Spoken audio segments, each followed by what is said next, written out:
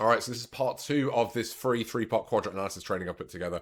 What I'm going to talk about today is another type of patient who tends not to respond so well to your typical treatment plan. So last time we talked about a way to find hidden pattern breaks. So this is when you have a mechanical driver somewhere else in the body that is driving their symptoms. And when you find that and you adjust an area, you treat an area that didn't seem to be in pain and their pain gets better, patients are really impressed and you feel like a little bit of a wizard. I love pattern breaks. Today, we're going to talk about a very different one. This is where you have non-mechanical inputs that are driving their pain.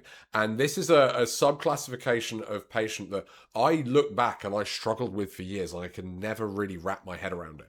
And essentially, this was the kind of patient who would come in and they often had sort of chronic stiffness, things were tight, and I go, okay, I found a few things, we've got some stuff to work on. And, they'd be telling me that, well, they've had sometimes chiropractics help, sometimes it wouldn't, sometimes massage helped or it wouldn't. It was kind of up and down like that. And, sometimes exercise is helpful, but sometimes I really flare up with it as well. They had this kind of inconsistent pattern. And, I'd find some things. Okay, well, look, that area that you're getting pain, it's really jammed up. Let's go ahead and treat that. And I would start treating it. Sometimes it wouldn't really get that much better. And I'd be going, I know this is where the pain's coming from. This is the pain generating structure. Why are they not getting better? Why does it keep flaring up? And I'd be asking about their lifestyle and what they're doing. And I'd be trying to get them doing more active things. And I'd be trying to change around my treatment. But they wouldn't really move. Sometimes they get better, but not that much. And they get stuck. Sometimes they wouldn't get that much better.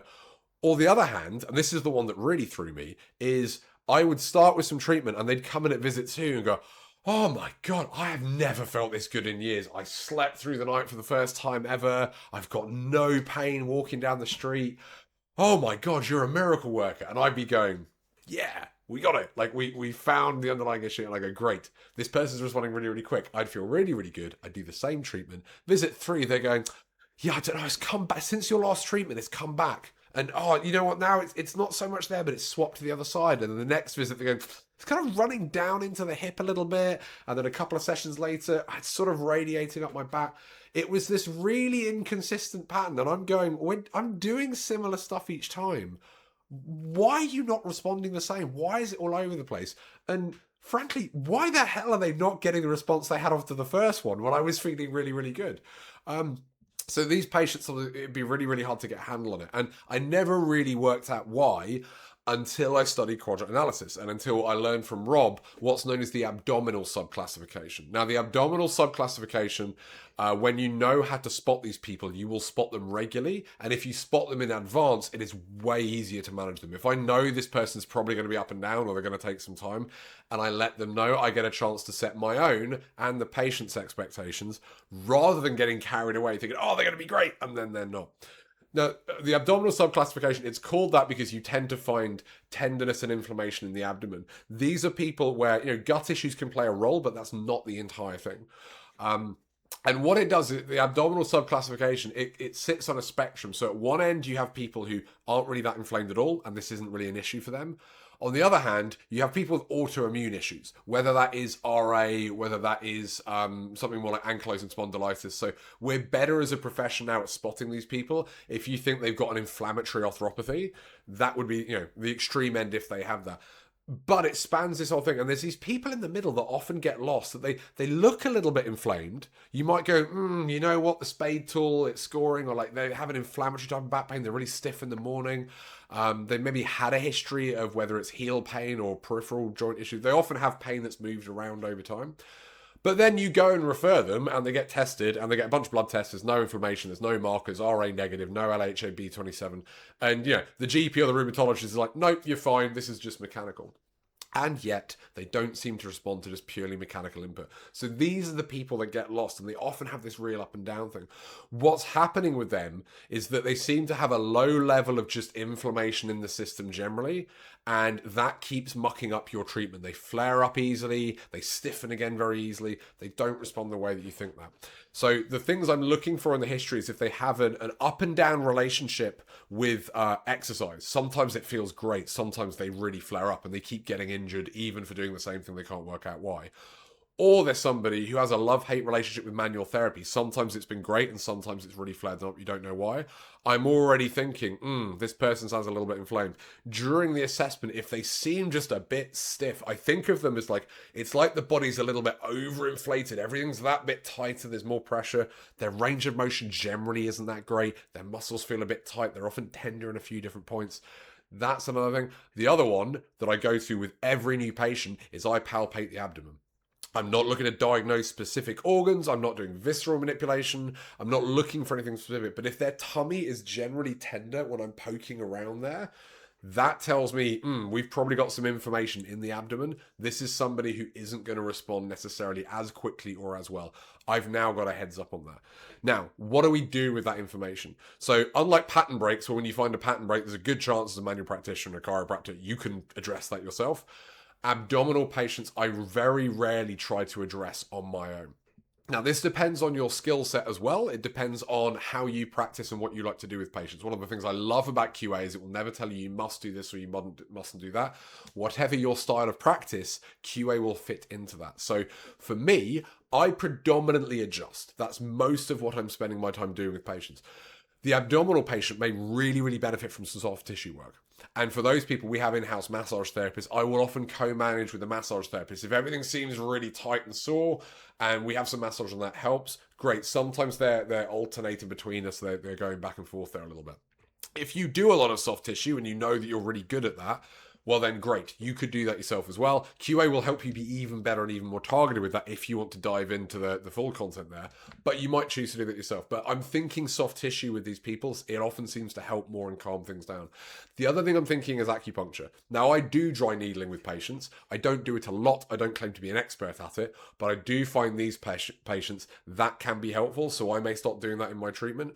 However, if we're not getting the results I like, I often then think about managing with a traditional Chinese acupuncturist. If you know a very good traditional acupuncturist in your area, they can be really helpful for some of these patients as well. It seems to just take some of that pressure that's built up and let the whole system go, oh.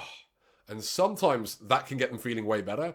Sometimes that then allows you to get much better results with the treatment they need because you're not fighting against the body now. So again, whether you do needling yourself in-house or whether you do massage yourself or whether you co-manage, those are two things that I'm often thinking of, is that yes, the adjusting can be really helpful, but I'm also thinking, do we need some soft tissue release and do we need some acupuncture to take some of that tension out of the system? That can be enough for some of these patients. Sometimes you just need a good person to co-manage with, or you just need to bring in some of these techniques a bit earlier. That will make a big difference. That's good for helping calm things down, but what do we do beyond that? The thing that's often driving this usually comes down to some combination of nutrition and stress. Some people, it will be pretty much all nutrition, and that's the real thing. Some people, it'll be pretty much all stress. Often that there's an element in between there. So I also want to be thinking with these patients, okay, looking further up the stream before the dysfunction even gets in there in the first place, what are some of the things driving that if we can address, we can make a big difference. Now, those of you who know Simon Billings and you've done the Academy of Chiropractic Nutrition, or those of you who've gone full hog and done functional medicine, you'll know how to handle the dietary side of these things pretty well with patients. That doesn't mean you have to do it. I love Simon. I've done his whole course. I've learned a huge amount from him. I'm fascinated by this subject. I don't want to be looking at food plans all day. It doesn't excite me. It's not what I want to be doing with my patients. It bores me, but it's very, very useful. So if it seems like, okay, we have a chat and diet may be an issue there that could be driving some of it and the patient's on board with it, I'll give them some simple tips. I'll give them some simple lifestyle advice, like an elimination diet to try. Maybe there's a couple of supplements that we might recommend. Maybe they just need to improve their eating habits a little bit better, maybe cut down some of the junk. I can give them some signposting there. If they seem like they need more help with it or there's a lot going on, I will co-manage with a local nutritionist who I know who is very good and knows how to handle these things.